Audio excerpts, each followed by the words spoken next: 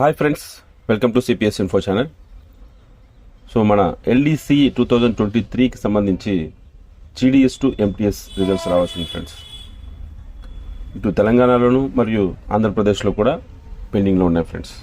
So Telangana circle చూసినట్లయితే మనకి LDC 2023కి సంబంధించి postmen mail gourd results announce అయ్యాయి. అందులోనే సర్ప్లస్ రిజల్ట్స్ కూడా కొన్ని అనౌన్స్ చేయడం జరిగింది ఫ్రెండ్స్. అయితే మరొక సెకండ్ లిస్ట్ రావాల్సి ఉంది ఫ్రెండ్స్. దాని తర్వాత మనకి GDS to MTS results announce చేయాల్సి ఉంది ఫ్రెండ్స్. అయితే ఇక్కడ రీసెంట్గా 15/12/2023న కొంతమంది పోస్ట్మెన్ నుంచి పిఏఎస్ఏగా సెలెక్ట్ అయినటువంటి వారి యొక్క ప్రమోషన్ని డిక్లైన్ చేయడం జరిగింది ఫ్రెండ్స్. సో అందులో ముగ్గురు ఉన్నారు ఫ్రెండ్స్. సో ఆ ముగ్గురు ప్లేస్లో మరొక సర్ప్లస్ లిస్ట్ రిలీజ్ చేశారు ఫ్రెండ్స్. ఇక వారందరూ కూడా జాయిన్ అవ్వాల్సి ఉంది ఫ్రెండ్స్. అయితే పోస్ట్మెన్ మెయిల్ గార్డ్ సంబంధించి మరొక సర్ప్లస్ లిస్ట్ రిలీజ్ చేయాల్సి ఉంది ఫ్రెండ్స్.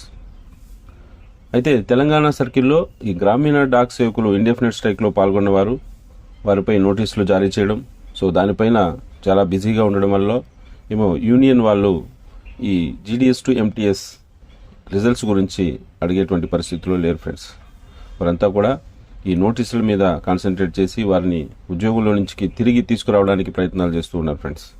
సో అయితే అక్కడ కూడా మనకి ఈ postmen mail guard surplus list అలాగే ఎంటీఎస్ రిజల్ట్స్ అనేటువంటివి ఈ మంత్ ఎండింగ్ లోపల రావడానికి ప్రయత్నాలు అయితే చేస్తున్నారు ఫ్రెండ్స్.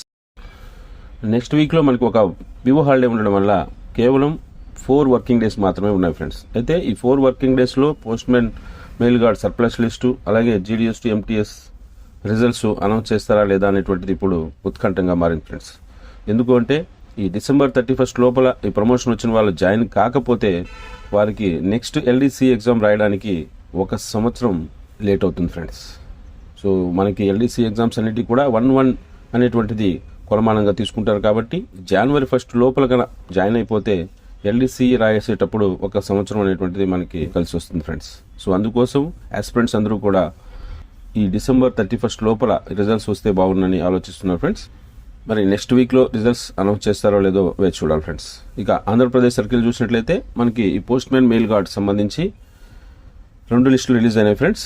సో ఇక సర్ప్లస్ లిస్ట్ రిలీజ్ అవ్వాల్సి ఉంది ఫ్రెండ్స్. సో దీనికి సంబంధించి డివిజన్స్ నుంచి ఈ సెకండ్ లిస్ట్ ఏదైతే రిలీజ్ చేశారో అందులో జాయినింగ్ రిపోర్ట్ గల సర్కిల్ ఆఫీస్కి వస్తే వారు దానిపైన మరొక సర్ప్లస్ లిస్ట్ రిలీజ్ చేసి తర్వాత జీడీఎస్ టు ఎంటీఎస్ రిజల్ట్స్ కూడా అనౌన్స్ చేయాల్సి ఉంది ఫ్రెండ్స్.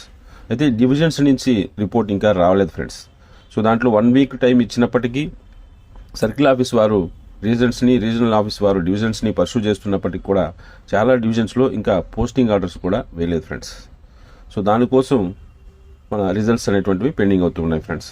అయితే డివిజన్స్ నుంచి కానీ రిపోర్ట్ వచ్చినట్లయితే నెక్స్ట్ వీక్లో రిజల్ట్స్ అనౌన్స్ అయ్యేటువంటి అవకాశం ఉంది ఫ్రెండ్స్. సో దీనికోసం గాను యూనియన్ నాయకులకు అందరికీ అలాగే యాక్టివ్గా ఉన్నటువంటి ఆస్పిరెంట్స్ అందరికీ తెలియజేయడం ఏమిటంటే, సో మీరు దయచేసి మీ యొక్క డివిజన్లో పరిస్థితి ఏంటి, అక్కడ లాస్ట్ టైం ఇచ్చినటువంటి రిజల్ట్స్కి సంబంధించి పోస్టింగ్ ఆర్డర్స్ ఇచ్చారా లేదా, వాళ్ళు జాయిన్ అయినారా లేదా, వారు ఎంతమంది జాయిన్ అయ్యారు, ఎంతమంది డిక్లైన్ చేశారు, ఈ ఇన్ఫర్మేషన్ కన్నా సర్కిల్ ఆఫీస్కి చేరేటట్లుగా చేసినట్లయితే సో నెక్స్ట్ వీకే మనం ఈ results GDS to MTS results అనేటువంటివి ఎక్స్పెక్ట్ చేయొచ్చు ఫ్రెండ్స్.